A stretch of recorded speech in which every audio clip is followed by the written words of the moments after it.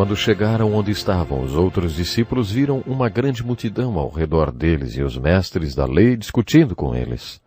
Logo que todo o povo viu Jesus, ficou surpreso e correu para saudá-lo. Perguntou Jesus: "O que vocês estão discutindo?" Um homem no meio da multidão respondeu: "Mestre, eu te trouxe o meu filho que está com um espírito que o impede de falar. Onde quer que o apanhe, joga-o no chão. Ele espuma pela boca, range os dentes e fica rígido. Pedi aos teus discípulos que expulsassem o espírito, mas eles não conseguiram. Se podes fazer alguma coisa, tem compaixão de nós e ajuda-nos." "Se podes," disse Jesus, "tudo é possível àquele que crê." Imediatamente o pai do menino exclamou: "Creio, ajuda-me a vencer a minha incredulidade." Quando Jesus viu que uma multidão estava se juntando, repreendeu o espírito imundo, dizendo: "Espírito mudo e surdo, eu ordeno que o deixe e nunca mais entre nele." O espírito gritou, agitou-o violentamente e saiu. O menino ficou como morto, ao ponto de muitos dizerem: "Ele morreu." Mas Jesus tomou-o pela mão e o levantou, e ele ficou em pé. Depois que Jesus entrou em casa, seus discípulos lhe perguntaram em particular: "Por que não conseguimos expulsá-lo?" Ele respondeu: "Essa espécie só sai pela oração e pelo jejum." Seja bem-vindo ao nosso programa. No capítulo 17 do Evangelho de Mateus e no capítulo 9 do de Marcos, encontramos a história de um milagre que Jesus fez e serviu de pano de fundo para o que ele ensinou sobre a fé. Nesse estudo de fé descobrimos uma das orações mais sinceras da Bíblia. Quando comparamos os outros relatos dessa história nos outros evangelhos, observamos que quando esse homem, cujo filho estava possesso por um demônio, aproxima-se de Jesus e diz: "Se podes fazer alguma coisa, tem compaixão de nós e ajuda-nos", Jesus faz a seguinte pergunta: "Se podes?" Não havia dúvida de que Jesus podia fazer algo. Poderia haver alguma dúvida quanto à vontade de Jesus de fazer, mas quanto ao seu poder, Jesus joga a responsabilidade da fé sobre o Pai e diz: "Tudo é possível àquele que crê." Não era uma questão se Jesus podia ou não fazer, mas de quanta fé o Pai tinha. Quando o Pai ouve isso, lemos em outro evangelho, ele cai no choro e diz: "Creio, ajuda-me a vencer a minha incredulidade." Todos nós temos um limite de fé. Quero dizer, acreditamos até um ponto. Quando atingimos esse limite, a fé acaba e a incredulidade começa. Ninguém tem uma fé perfeita. Todos nós deveríamos orar como esse pai orou: "Creio, ajuda-me a vencer a minha incredulidade." Essa foi a oração sincera a que me referi. Ajuda-me a aumentar o meu nível de fé e a diminuir o nível de incredulidade. Quando Jesus ficou a sós com os discípulos, eles perguntaram por que não tinham conseguido expulsar aquele espírito, e Jesus dá mais uma lição de fé. Está em Mateus 17, versículo 20. "Porque a fé que vocês têm é pequena." Qual é a aplicação dessa história para nós, hein? Devemos orar pedindo que Deus aumente nosso nível de fé e diminua nossa incredulidade. Lemos em Mateus capítulo 18, versículo 10. "Cuidado para não desprezarem um só desses pequeninos, pois eu lhes digo que os anjos deles nos céus estão sempre vendo a face de meu Pai Celeste." A verdade que quero destacar nessa passagem bíblica é a existência de anjos da guarda. Você acredita neles? Eu escapei de um acidente de carro sem nenhum arranhão, e só quando li Mateus 18 e 10, encontrei uma explicação para esse livramento. Muitas pessoas já passaram por experiências assim. Você crê em anjos da guarda? Eu creio. Você pode escolher crer ou não. Ainda no capítulo 18 de Mateus encontramos um texto muito importante que trata de disciplina na igreja. Na verdade, é um texto que destaca a necessidade de um irmão na fé ser correto com outro irmão. No Sermão da Montanha, Jesus disse que sequer devemos nos aproximar de Deus sem antes nos acertarmos com o nosso irmão. Foi aí que Jesus colocou nosso relacionamento com o nosso irmão acima do nosso relacionamento com Deus. Primeiro seu irmão e depois Deus. Na minha experiência de pastor, pude ver que desentendimentos entre irmãos em Cristo sempre acontecem, e são como bactérias que se multiplicam no escuro porque não suportam a luz. Nessa passagem, Jesus está destacando a importância da comunicação entre você e um irmão que, na sua maneira de ver, ofendeu você. Ele dá a receita para o acerto. Se você não amar seu irmão o suficiente para procurá-lo, o desentendimento vai aumentar num ritmo bacteriológico e a quebra entre vocês pode ser irreparável. Por isso Jesus instituiu esse procedimento. Se você acha que o seu irmão tem alguma coisa contra você, vá procurá-lo. Não deixe as bactérias no escuro, acenda a luz. Se ele não reconhecer que há um problema ou se as coisas não melhorarem, então procure alguém que possa ir com você conversar com ele outra vez. Se ainda assim nada for resolvido, então conte para a igreja. O objetivo é resolver o problema entre vocês. Em Mateus 18, Jesus destaca a importância de perdoar o seu irmão. Você se lembra da oração do Pai Nosso, quando Jesus disse que se você não perdoar, não será perdoado? Somos perdoados quando perdoamos. A próxima parábola do capítulo 18 ilustra muito bem essa verdade. Um homem devia uma enorme quantia que não conseguia pagar. Naquele tempo, se o devedor não pagasse sua dívida, era lançado na prisão e, como na prisão ele não podia gerar nenhuma renda, acabava apodrecendo lá. Eles vendiam a mulher e os filhos como escravos para saldar a dívida.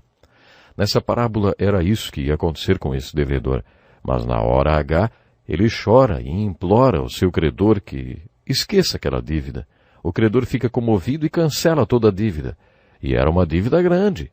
No caminho para casa, aquele devedor encontra-se com um homem que lhe deve alguns trocados.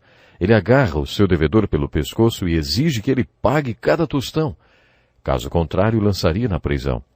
Algumas pessoas assistiram toda a cena e procuraram o primeiro credor que tinha perdoado a dívida desse homem. Esse primeiro credor foi até lá e disse àquele devedor: "Você não entendeu nada mesmo, hein? Eu perdoei uma dívida enorme que você tinha comigo e você não perdoou uma dívida de uns trocados? Agora eu mudei de ideia. Agora você vai para a prisão e sua mulher e seus filhos serão vendidos para saldar a dívida." Depois de contar essa parábola, Jesus disse: "Assim lhes fará o meu Pai Celestial, se cada um de vocês não perdoar de coração a seu irmão." Você percebe como o perdão entre os irmãos é importante nos ensinos de Jesus? O perdão é a única maneira que temos para nos acertarmos com nosso irmão. Você não é perfeito, então haverá ocasiões em que você terá de dizer: "Eu estava errado, me perdoe." Ou então: "Você estava errado e me magoou, mas eu o perdoo." Se você errar com o seu irmão, tem a obrigação de procurá-lo e pedir perdão. Se ele errar com você, você tem a responsabilidade de perdoá-lo. Um dos discípulos perguntou: "Senhor, quantas vezes deverei perdoar a meu irmão quando ele pecar contra mim? Até 7 vezes?" Jesus respondeu: "Eu lhe digo, não até 7, mas até 70 vezes 7. Em outras palavras, de acordo com Jesus, você deve perdoar seu irmão infinitas vezes. O capítulo 18 de Mateus é repleto de ensinamentos sobre relacionamentos humanos. Observe que esses ensinamentos de Jesus são ilustrações e aplicações do que ele ensinou no Sermão da Montanha. Foi por isso que estudamos esse sermão com tanto cuidado.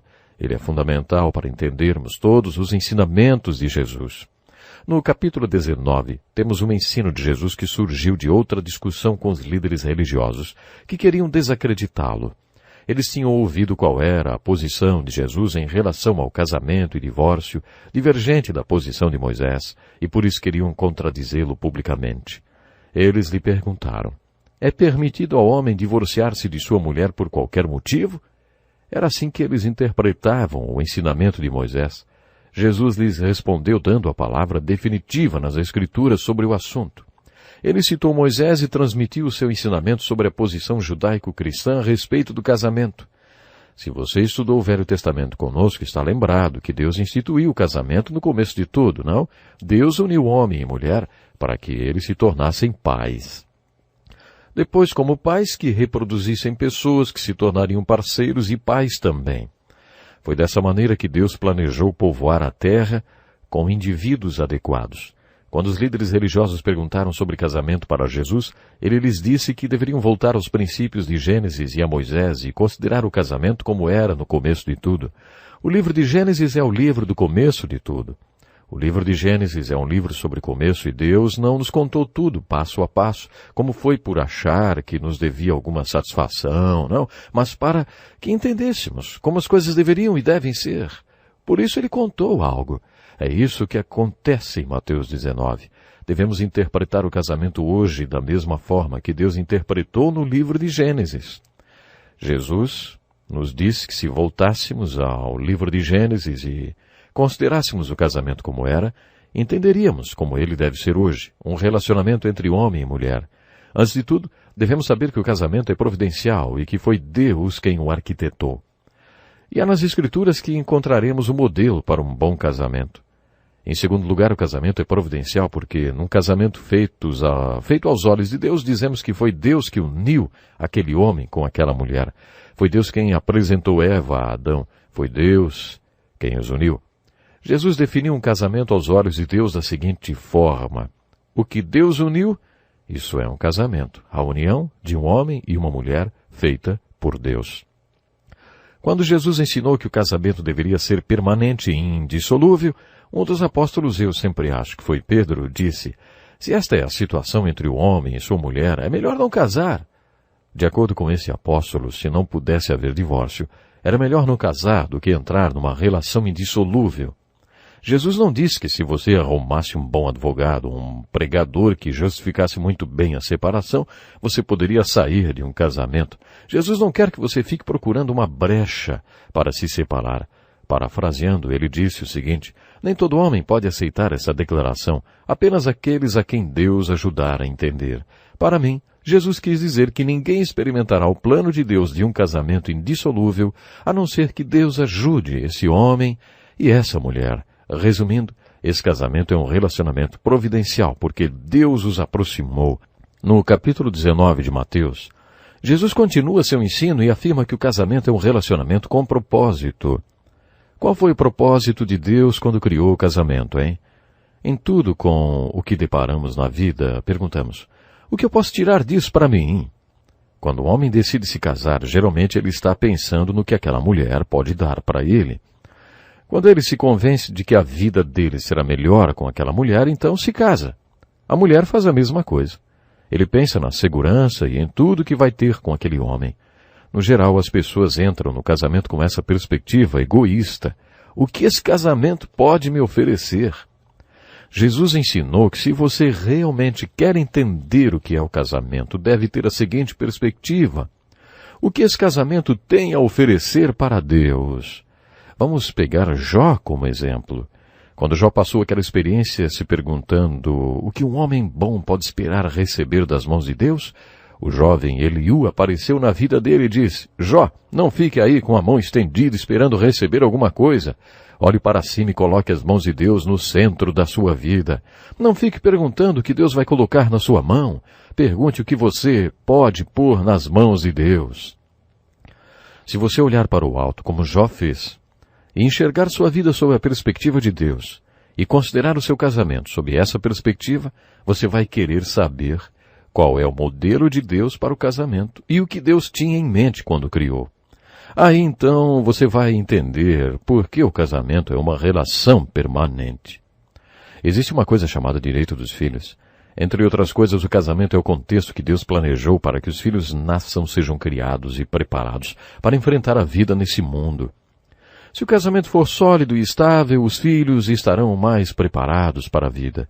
Entretanto, se o casamento não for constante, não houver compromisso verdadeiro entre marido e mulher, de onde as crianças vão tirar esse contexto sólido necessário para serem preparadas para enfrentar a vida?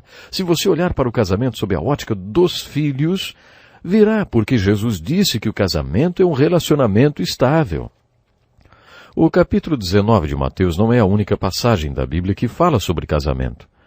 Eu não acho que o texto de 1 Coríntios capítulo 7 ensine o divórcio como alguém pode pensar. Não vou entrar em detalhes agora, mas quando lemos as cartas de Paulo, observamos que há outros textos na Bíblia que falam sobre casamento e divórcio. Nesse texto, Jesus dá uma razão para que haja divórcio: a infidelidade.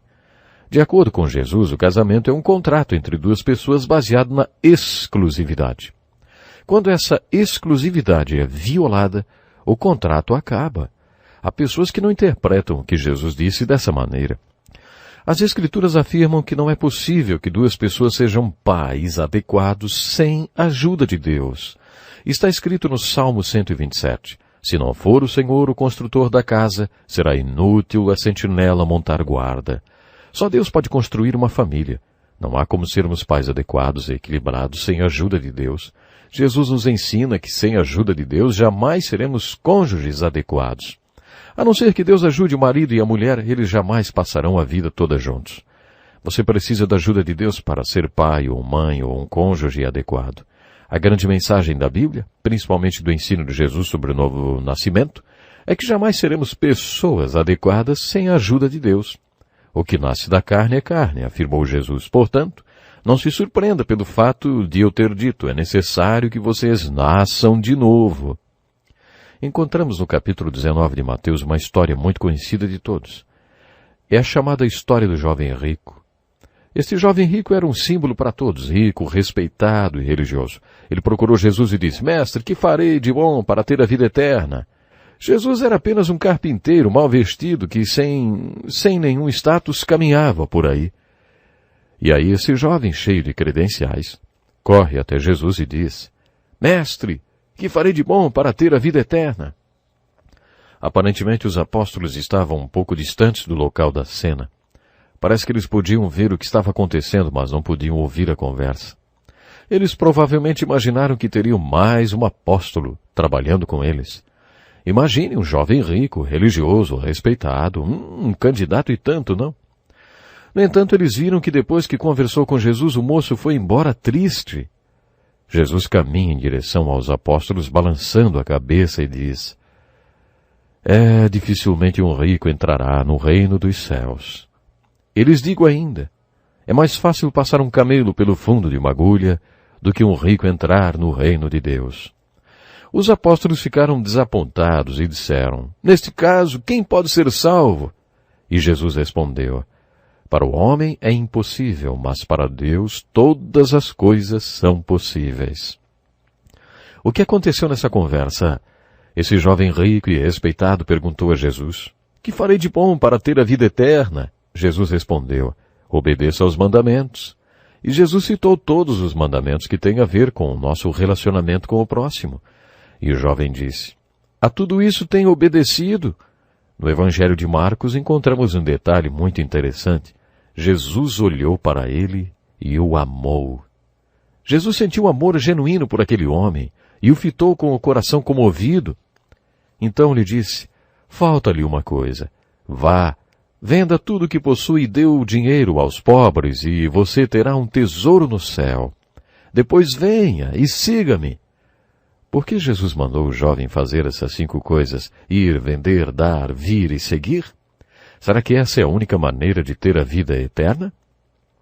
Será que Jesus estava dizendo que devemos fazer um voto de pobreza e distribuir todas as nossas riquezas?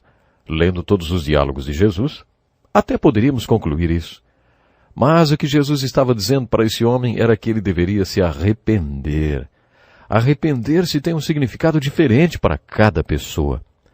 Para a mulher do poço, história contada no capítulo 4 de João, que já tinha tido 5 maridos e que estava vivendo com alguém que não era seu marido, arrepender-se significava colocar sua vida familiar em ordem. Foi por isso que Jesus tocou no assunto de marido quando disse que ele era a água viva. Mas para esse jovem rico, arrependimento envolvia dinheiro, porque era isso que o segurava. O dinheiro era o seu Deus, e o primeiro mandamento ordena Deus em primeiro lugar. Aparentemente, dinheiro para ele era a prioridade número 1.